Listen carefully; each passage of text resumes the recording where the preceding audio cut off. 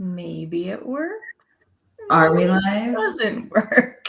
We're in Facebook purgatory land along with We are. everyone else because, well, Facebook is a disaster the last couple days. We're here. We're live. We're doing it. We're doing a thing. We're doing it. I'm just double, triple checking, but yeah, we're doing the thing. Wow. Facebook has been having some drama the last couple of days, which is what we're going to talk about today. Yes. But sorry, we're 15 minutes late. It's not us. It's the Facebook. It's the Facebook machine.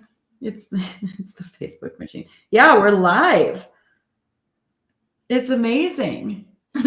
Are we allowed to talk about what happened yesterday, or are they just going to accidentally boot us off? I don't know. That's actually such a good question. I don't know the answer to. Like so COVID? Yeah. I don't know the answer. Okay. So yesterday, social media died. In a very real and terrifying way. And I definitely feel like I saw some very different responses from people. Like some people were like, oh my God, I was so productive while Facebook was down. And then some people were like, oh, this is lovely. I love that Facebook and Instagram are down. And then other people were clearly having a panic attack about it. How did you feel about it, Ange? I felt like I realized yesterday that I was addicted to social media, and I found myself checking it every like 5 seconds. Like, it has to refresh. I have to like get back on there. I've been trying to post this thing. Like, what's going on? And meanwhile, I had like the doctors were here at our house because Jackson had an ear infection and he had like something stuck in his ear. We had people here for like 4 hours trying to get something out of Jack's ear. And I cleaned the whole house. Like, the whole house is clean. Like, I don't typically clean the house, but the house was cleaned. And I was able to take care of my son as a mom, which I don't typically get the opportunity to do. So it made me realize, like, I have a problem. Like, I need to step back and maybe get away from social media a little bit, because something that had that much of control over me is probably not a good thing.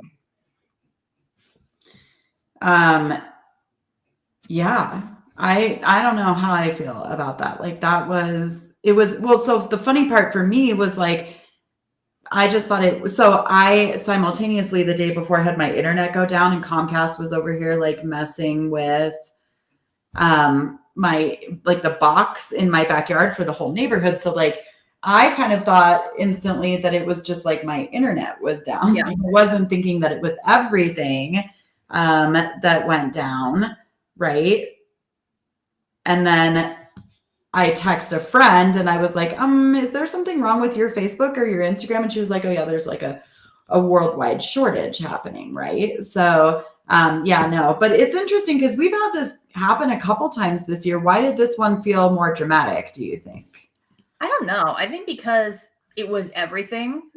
And to me, like, I don't do the Twitters. I don't understand it. So I don't do the Twitters. But you know, I tried like Instagram because I've been trying to like get on there more and, you know, grow that sphere. I couldn't get on there either. I was like, what the hell is wrong? What am I supposed to do with my time? So I made like 15 Pinterest boards. I organized my office. I was like, I don't know what else I can be doing right now. Like, I didn't realize how much time I literally spent on social media until I didn't have it. Because I was like, why do I have all this free time? So I can start another fucking business.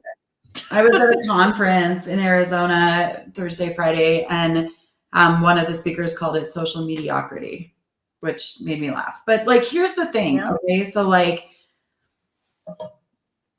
I don't hate it. I've actually never hated it. Whether or not I was in a business that heavily relied on social media, I love it because I'm like an empath and it's a great way for me to connect with people. but people like really hate social media. Like there's a whole culture of people who want to demolish it and get rid of it, right?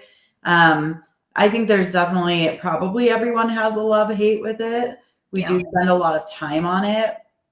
We're maybe not as purposeful with it as we could possibly be. But okay, so what we want to talk about today is like, how would you run your business if social media went down tomorrow and never came back up? Yeah. Like, what if that happens and it's more than a day, more than a week, permanent? Like, what do you do? How do you change the way you run your business? I mean, that's a pretty real possibility. As you saw yesterday, there's a whole group of people in our industry that were completely unaffected by anything having to do with yesterday. And if yesterday was permanent, it wouldn't change how they did their business.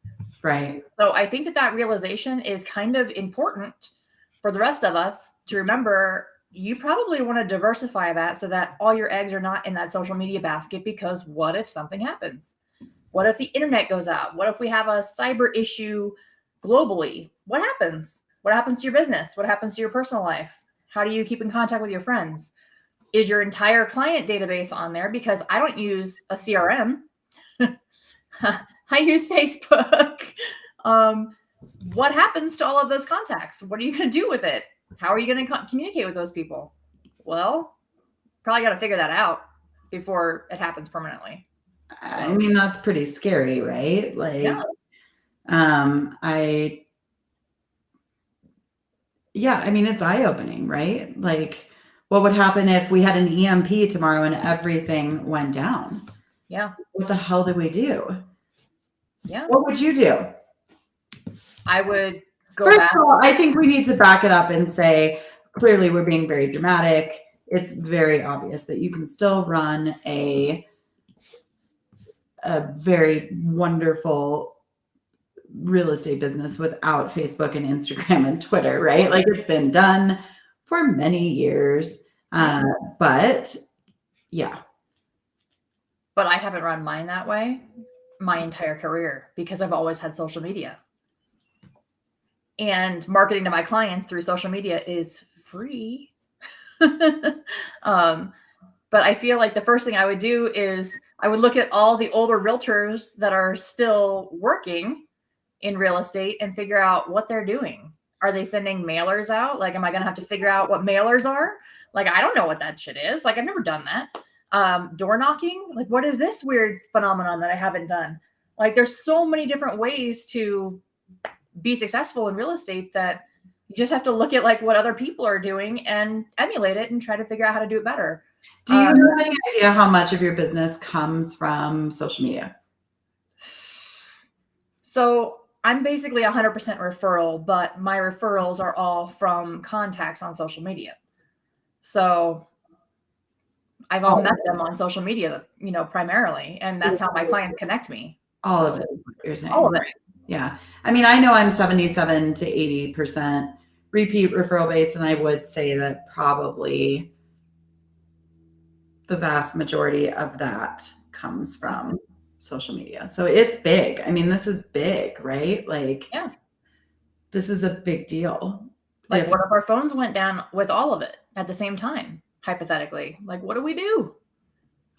I don't have a house phone. I don't know what a house phone is. Kids these days, there were these things that were attached to the walls where you could literally pick up a telephone that had a cord on it and you could call someone else if you knew what their number was. Yeah. Do we go back to like pagers? I mean, it's going back to totally analog. And what's kind of funny about it is like, so the three of us on this show specifically are very much sphere of business based, right?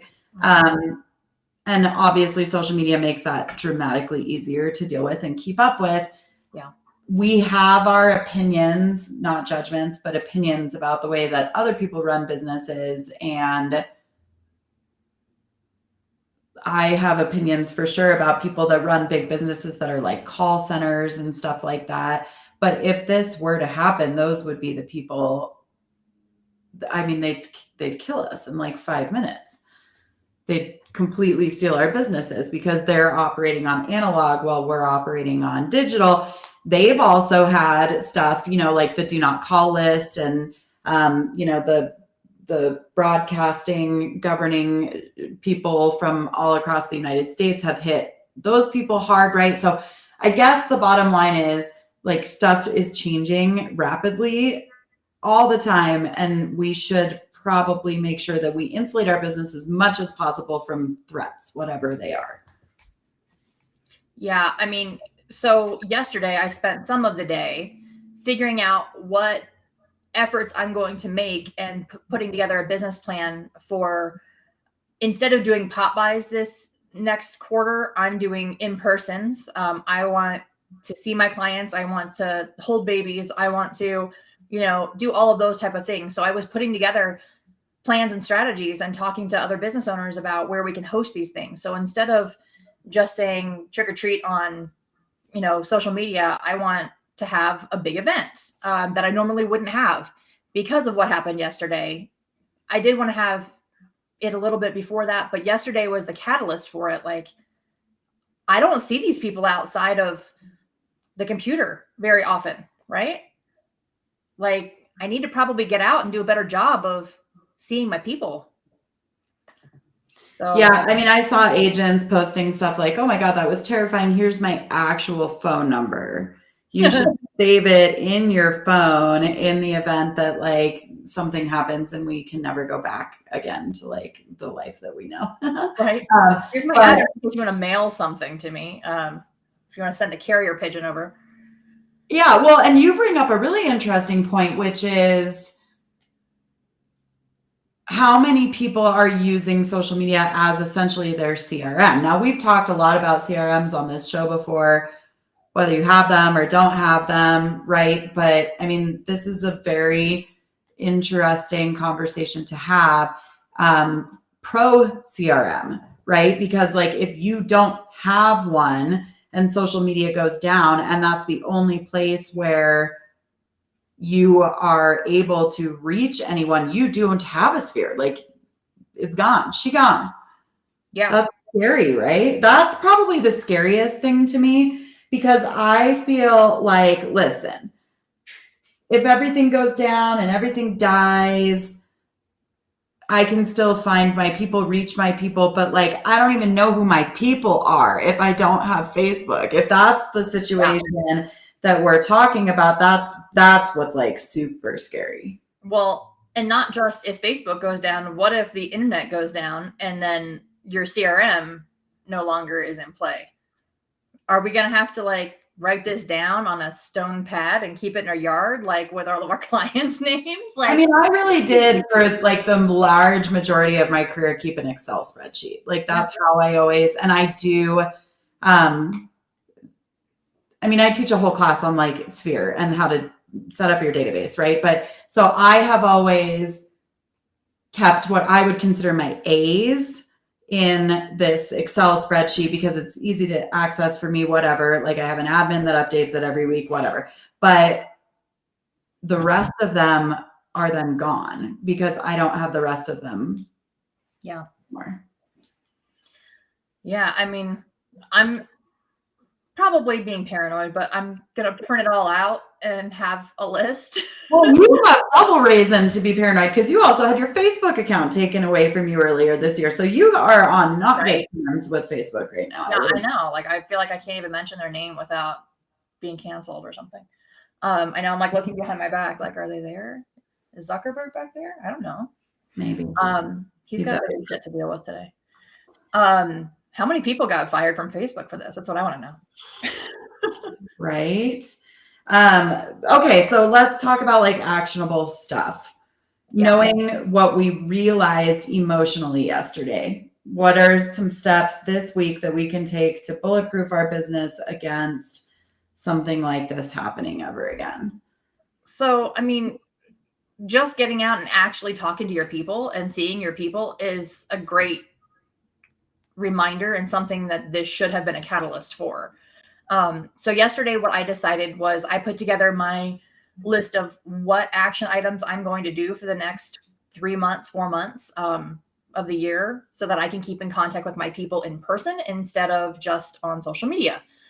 So typically I I hire a company that will come and deliver pop buys to my clients. I'm not going to do that this year. I'm going to go deliver them myself. Me and my daughter will go deliver them in person so that people remember that I'm still around. I am talking to a fun little small ice cream shop up the street today because we're going to do a really big ice cream social right before Halloween. We're going to have all the kids come and dress up, bring your dogs, bring your family, pay for all your ice cream, do your sundaes, all of that stuff, and then give all the kids. We had branded trick-or-treat bags made for all the kids, and then glow sticks and stuff to hand out and candy and all of that fun thing.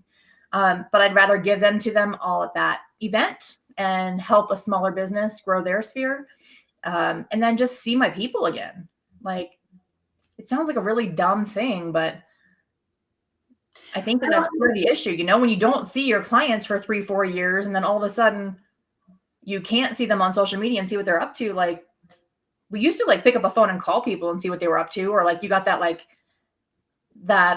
handwritten note at Christmas time, like, here's all the things that happened in my family this year that you missed out on. Like, you know, have you seen that from like the random family member that's not on social media? And you're like, why don't you just post that?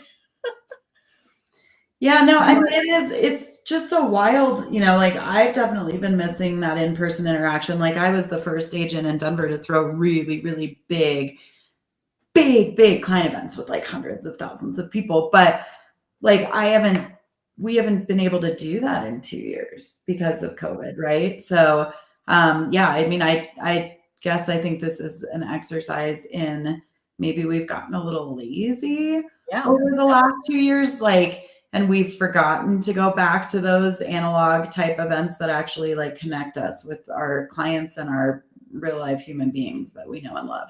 Yeah. I think, you know, like it reminded me that there's a reason why certain agents, I don't know why, but for me, like this pie thing for Thanksgiving is always like the thorn in my side. But I understand why you guys do it. I get it. Because you want to see your people. And they actually will come to you and you can say, hello, here's a fucking pie, I guess. But it's at least a reason for you to see your people again. And for me, I was missing that. I was like, well, if I just do something and I mail something to their house, it's the same thing. It's not though. So, I mean, for me, like making sure I do something that interacts with people in person is really important now. Probably more than it was 2 days ago. Right? So I would tell you like the number one thing that I have been chewing over since it all went down, and the number one thing that I would do is we had Garrett Maroon on our show, and I just met him in Arizona over the week, which was really fun. But there's an episode that you can go back to on our podcast and listen to.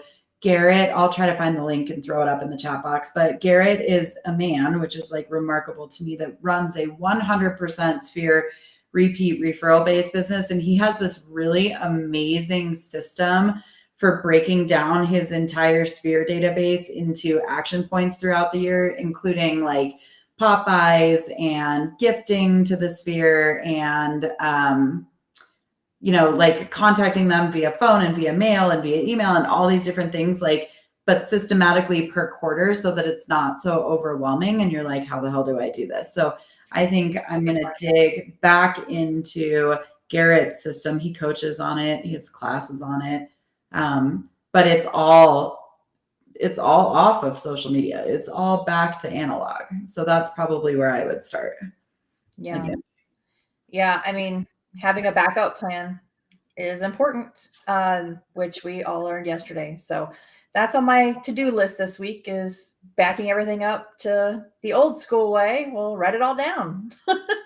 We'll put it on a dot matrix printer and bust it out and have it hanging on our wall or something with a magnet. I mean, Angela Fugate, you're really like sitting here telling us that you're going to get a CRM? Is that what I'm hearing here? Oh God, let's not. You've been like very anti-CRM since I've known you. I am. I hate it. I'll make my own CRM, but I don't want to like buy one from somebody else. Like, my issue with the CRM is not the principle of the CRM. It's, I don't want somebody else who owns the CRM to have access to my people's information, because all it takes is one hack or one person to get in there and take all of it. And then all of those people that I was trying to protect are no longer protected. So that's why I don't do it. It's not, I'm not like the crazy like conspiracy theorist person, but it is the same that's what I think. though as like them hacking Facebook, which is what we think happened yesterday, right? Was a hack. I mean, Not that it I went. don't know. I don't know that will they ever say what happened? Probably not. Yeah, But I yeah, don't is know. that likely? Yeah. That's what I feel like is what happened, but I don't know. Yeah. It's a scary thing.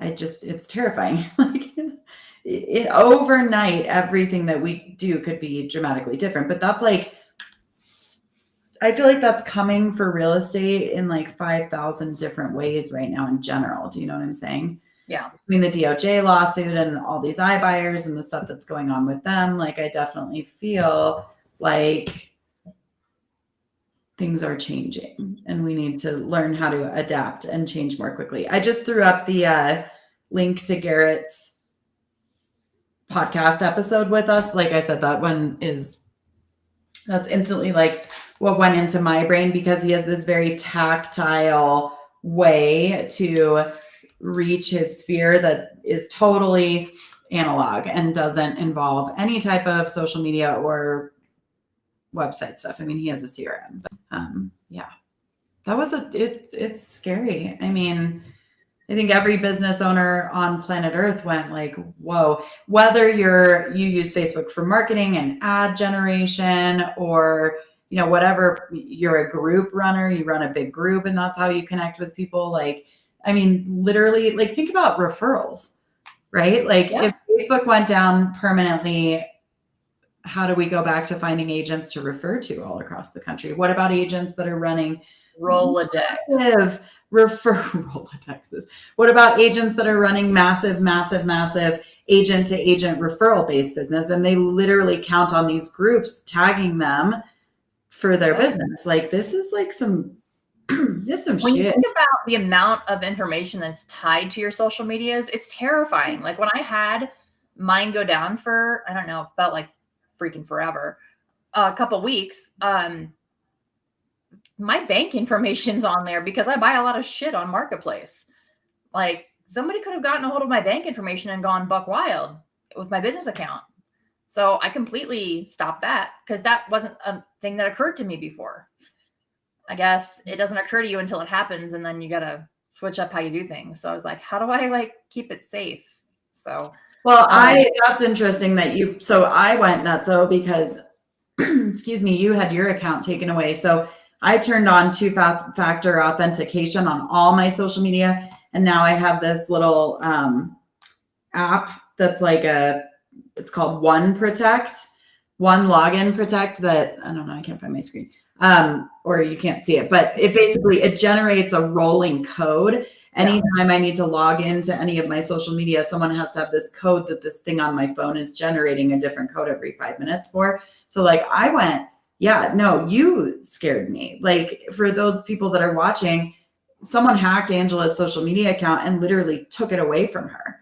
So this stuff is scary. If you're 100% dependent on your Facebook account to run your business, what the hell are you going to do if you can't run your business? So yeah, turn on two-factor authentication and make it as secure as humanly freaking possible today. That would be like step number one.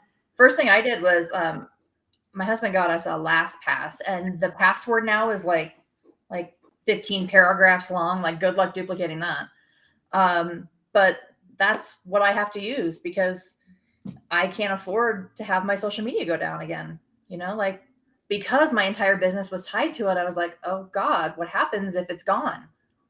Or somebody takes it again and I can't get it back. And I don't know somebody that works there, thank God, that was able to help me figure out how to get it back. Like, what happens? So when that happened, I decided to start, a marketing strategy that was a little bit different. Like I wanted to go out and talk to my clients again, like I saw one of my clients at Sam's Club the other day, like yesterday actually. And he was like, hey, Angela. I was like, who the fuck is that? I haven't seen that dude in like 5 years because I haven't been the one dropping stuff off at his house. I was like, oh my God, did he lose like 300 pounds? Nope. Different client. Shit. Okay. Yeah. Couldn't figure out who my client was. So you might want to actually go see your people and make contact with them. Make sure they remember who you are. It's kind of a big deal. I mean, I really do think that we've gotten lazy, and like, listen, this is not like a dig. I mean, I have done it myself for sure. Right. But like, we're lazy. Like, I don't do almost anything that I started my business with anymore.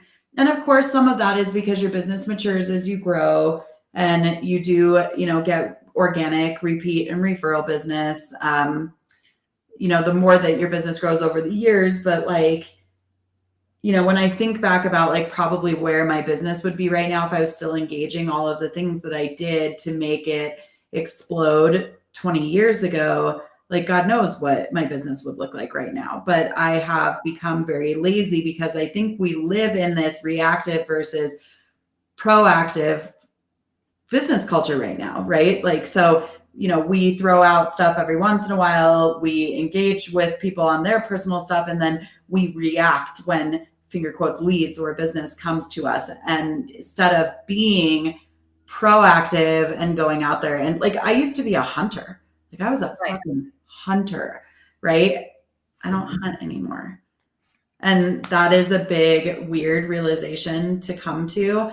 A lot of it for me personally, and I would assume a lot of agents like who have bigger businesses, is that hunting is time consuming, it's exhausting, it costs money, right?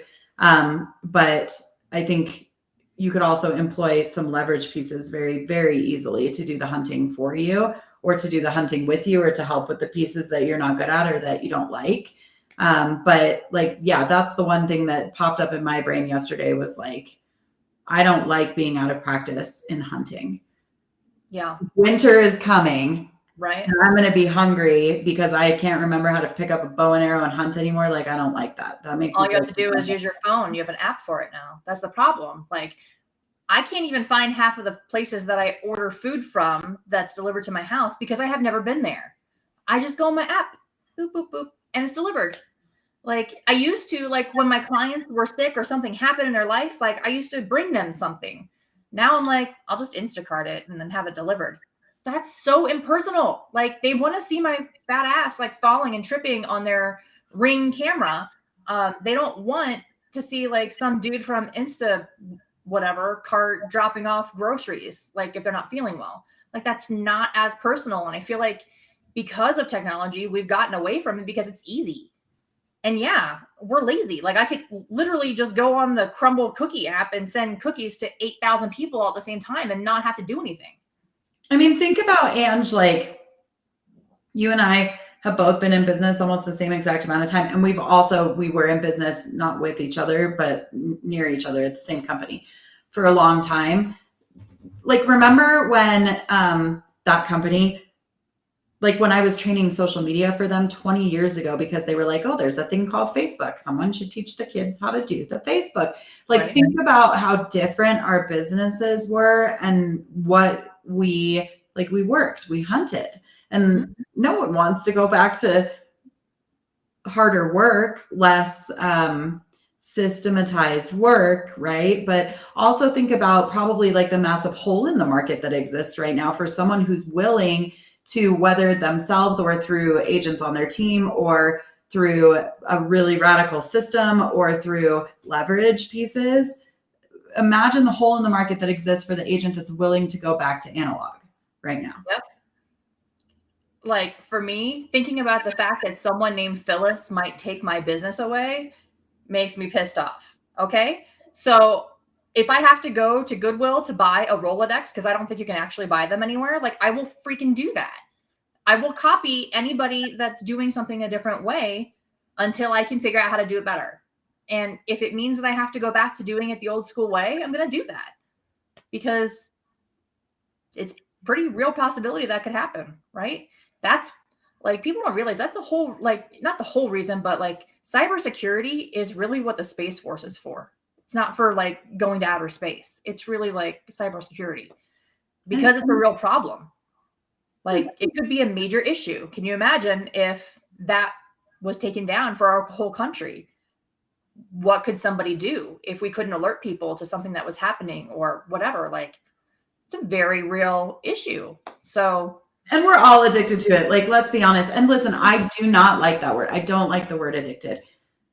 I love social media and I use it to run my business. I also love it because I love human beings, and it is so remarkable that I get to connect with human beings on a really deep soul level all the time because of this stupid app in my phone. I understand that some people feel that it's really destructive in their lives. I certainly think it can be for children, right? But like, I love social media. But, you know, if this doesn't tell you how finger quotes addicted, for the people that say that term, we are to social media. The best part of the whole thing yesterday was I probably saw 200 people jump on after we came back online going, oh my God, I had the best day of my life without Facebook.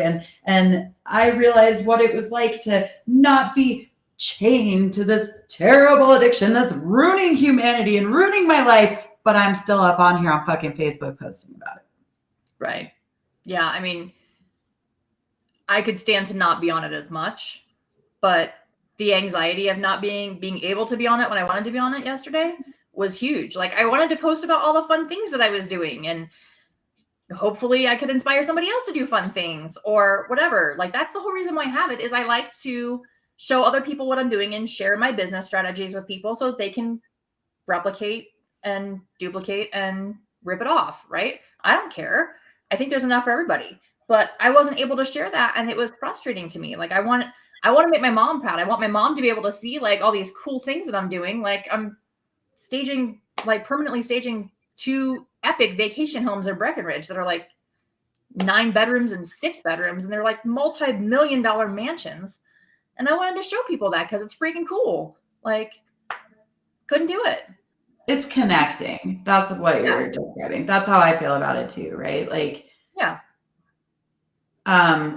it can be gross and awful and disgusting, but it's connecting. Like, it's a necessary evil in our society nowadays. So like, I think that my biggest takeaway, it sounds like yours too, is that we need to be prepared in the event that we cannot be like in the I just set a trap and prey falls in my mouth. Like, that's a horrible way to an analogy, a bad analogy, but like, really, like, I can't just set a bear trap and the bear falls in it anymore, because that's how social media works for business. Like, we need to go back to hunting, right? So I do think that it's probably prudent for everybody to download their Sphere into some type of, I'm going to call it a CRM because I don't know what else. It's a CRM stands for client relationship manager. Like, that's exactly what you need to do. So whether you put it in an Excel spreadsheet or, you put it in a real CRM, there's lots of CRMs out there that are either free or very inexpensive. But I think that's got to happen like this week. I'm going to go buy a Rolodex. If you can buy those, I'm gonna have to look on Amazon 1.0 to see if somebody doesn't make Rolodex. But seriously, I mean, what it made me realize is I don't use Facebook as my goal is not for business related purposes. It's to connect with people. It's to, whether we like it or not, these people become our friends. Our sphere of influence on Facebook, the people that are following us, those are our friends. They might be surface encounters that you've never met, but they are still your friends. You're still communicating with them. You're still watching things happening in their life and commenting on that. And what I felt like immediately, because most of my clients were military, I was like, shit, what happens if my clients need somebody to talk to and now all of a sudden they're isolated and don't know who to call or who to talk to about an issue, and they don't have me to like message them or somebody to message them or somebody. I mean, that's what I go to. Like, I go to like worst case scenario, right? Which I think is probably not healthy. But I'm like, shit, I need to have everybody's phone numbers like in a place where I can find it so I can keep track of them and just give them a call once a week like we used to back in the day. You need a CRM. I hate you. And it doesn't need to be like, but you don't have to go buy Boomtown for $3,000 a month. You can dump it into an Excel spreadsheet. And then listen, if you don't have time this week to go and do that, you can hire help in lots of different ways, right? So like for very cheap, like you could go on Fiverr, Fivver, and hire somebody to go into your Facebook, download all the people, name, contact, phone number, anniversaries, birthdays, the whole shtick, and then put it in an Excel spreadsheet or put it in a freaking, CRM. Like there's lots of ways that if you're like, oh my God, I have to do this, but I don't have the time or the manpower, you can get help to do it. I'd rather spend $20 or $50 paying somebody to do that for me than have this go down again and lose it permanently. Right. I mean, the same thing with, we use CTME contracts. I'm sure you guys do too, in Colorado to write our transactions. And I have tons of my clients saved in there, all of that information. So I need to pull it all from there and put it into something easier for me to keep tabs on in case that goes. But yeah, if Fiverr has an opportunity for me to just hire somebody to do it from there, that would save me a ton and probably something everybody should be doing. So, I think it's definitely something that we should be doing. I think it's honestly, like, ironically hilarious in a not funny way what has happened, because listen, I do actually have a CRM and I do actually have a system, but I will tell you, I'm lazy with it. And I would say my guess is probably 90+% of all real estate agents, unless they're operating a team or on a team, their CRM probably is inside of social media. And if that went down permanently, they'd lose their entire business. Right. And so this would be a good opportunity for you to pick up a phone and call each of your clients and say, hey, when is little Susie's birth date? I want to make sure that I have it in my back-end system in case we have an issue like happened yesterday with Facebook going down. I want to make sure that I don't miss out on that. That might be a really easy way for you to connect with your clients really quickly. Even if you don't want to call all of them, just text everybody and say, hey, can you send me this information so that I can keep tabs on it so that when it is Susie's birthday, I can send her a small gift or whatever. Instead of you worrying about losing it all on your fake CRM, which is called Facebook. Yeah, well, and the funny part about that is, like, the only thing that we're doing by keeping our people in Facebook as a CRM is giving Facebook power to do fucking anything that they want with anything. Like, we are literally feeding big data our power and our people and our business. And that's insanity when you think about it like that.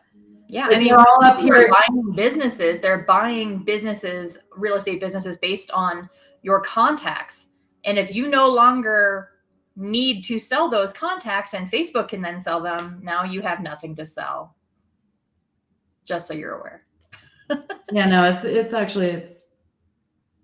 it's scary when we think about what we've done by accident with very good intentions, right? Like the road to hell is paved with good intentions. But, you know, I also think, like, you know, so much time and energy is spent on people becoming influencers in the digital space. Again, like, where is the hole in the market, the massive hole in the market to be an influencer in an analog space with your people? Someone who shows up for them in person, and someone who, like, sometimes I listen to agents and it literally blows my mind.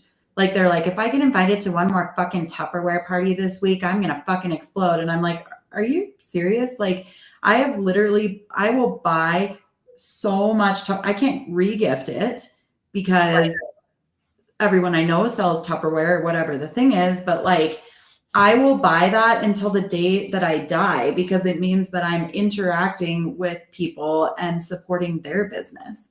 If you don't do that, how can you expect them to turn around and support your business? It's the most egotistical thing on the planet to me. And I do think that social media, that's the one thing that I don't like about it. While it's really connecting here, it's really disconnecting, like, in the real world. You have to do both. Can somebody invite me to a Tupperware party? Because the last time I've gone was when I was little, and my mom used to have people come over to the house. And there was this tool that was fucking incredible. It was like the thing that peels the oranges. Have you seen this, Lindsay? It's like the long stick with, like, the thing on the end. It looks like something you would use for, like, sewing.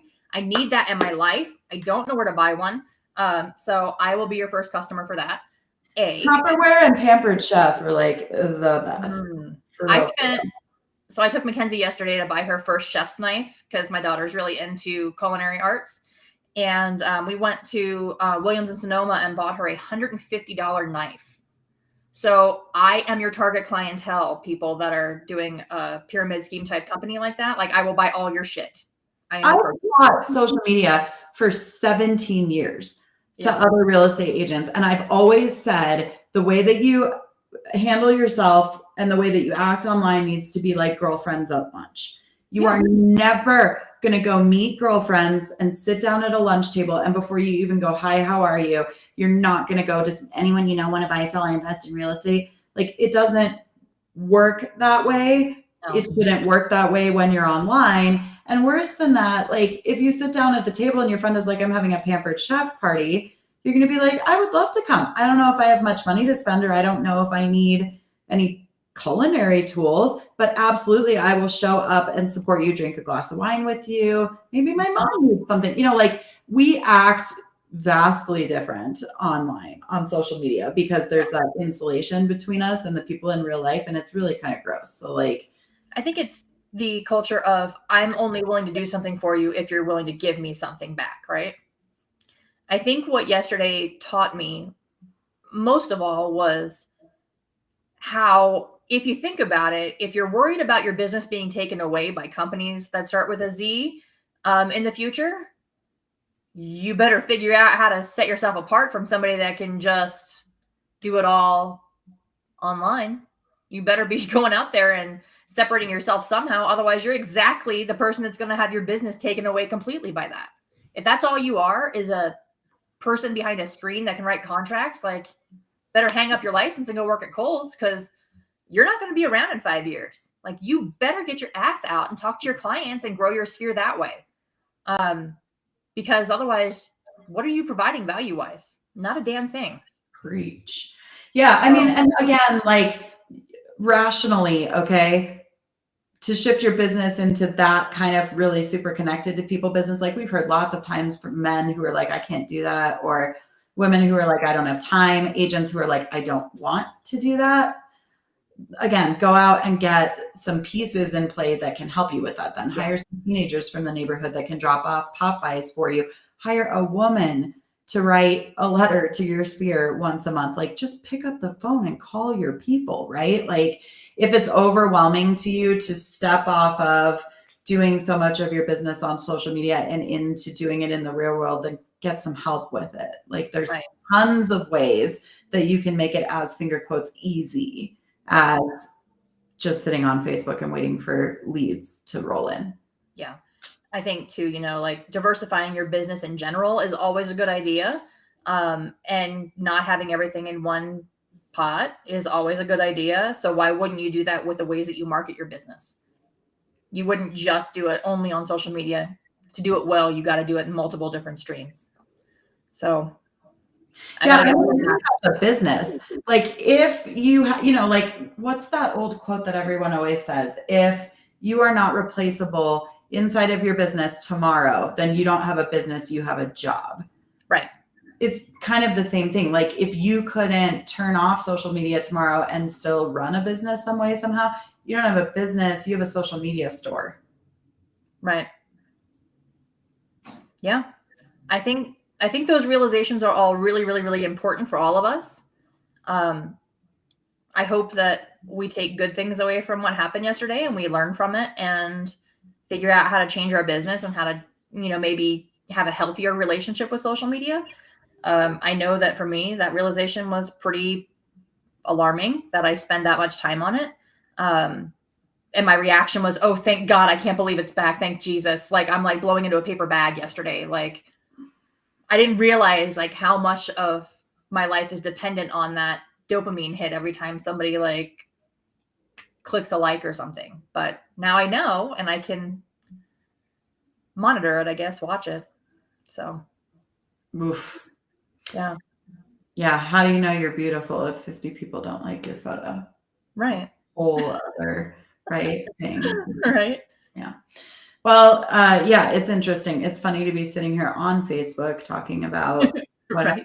if there is no Facebook? But yeah, I think you're totally right. I think we take away from it that we probably should diversify our business a little bit and have a plan for what happens if something were to go down permanently that is such a big integral part of our business, and take back your data, figure out a way to get your sphere back in your control if you need it. Yeah. Agreed. I'm going to go buy a Rolodex. That's my whole day. You're going to have to go to an antique store. I'll put it on social media so you can figure out where to buy one. Does anybody have a Rolodex that I can buy? Right. Where do I find a Rolodex? Oh my God. Google. Yes. Use an Excel spreadsheet. That's what I do. It's easy. All right. We'll see you guys next Tuesday. Bye. Bye.